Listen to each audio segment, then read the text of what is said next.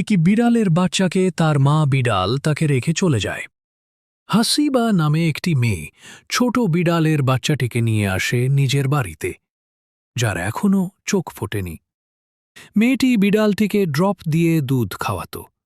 বিড়ালটি শুধু কান্না করত তার মার জন্যে, কিন্তু তার মা তাকে রেখে চলে গেল। মেয়েটি আর তার ফ্যামিলির সবাই বিড়ালের বাচ্চাটিকে অনেক ভালোবাসত আর তাকে অনেক আদর করত। মেয়েটির ফ্যামিলির সবাই যখন খাবার খেত তাকে সাথে নিয়ে খাবার খেত। বিড়ালটিও তাদের সাথে খেলাধুলা করত আর আনন্দ করত। বিড়ালটি একটু বড় হল। মেয়েটির ফ্যামিলির ভালোবাসায় বিড়ালটি হাসিবার সাথে ঘুমাত, হাসিবার সাথেই থাকত। হাসিবার বাড়ির ছাদের উপর একটি মুরগির খামার ছিল। বিড়ালটি মুরগির সাথে গিয়ে খেলত, কিন্তু হঠাৎ একদিন বিড়ালটি হারিয়ে যায় আর খুঁজে কেউই পায় না। সবাই হতাশা হয়ে খুঁজছে।